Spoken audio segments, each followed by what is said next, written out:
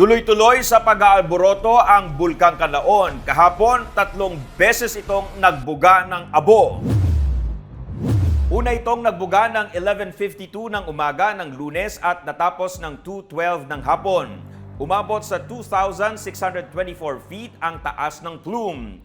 Nasundan ng isa pang pagbuga dakong 2:52 ng hapon at natapos ng 3:34 p.m. na umabot sa 2,296 feet ang taas ng plume. Nasundan pa ang ash emission event dakong 5:17 p.m. na may taas na 1,148 feet na plume. Ngayong araw muling nagbuga ng abo ang Bulkang Kanlaon dakong 12:28 ng madaling araw na may taas na 492 feet na plume. Bandang 3:22 p.m. naman nang magbuga muli ng abo ang Bulkang Kanlaon na may 656 feet na taas ng plume. Kaya naman patuloy ang paalala sa publiko ng mga otoridad na magsuot ng face mask upang maiwasan ang pagkalanghap ng abo na delikado sa respiratory system lalo na sa mga may sakit sa baga.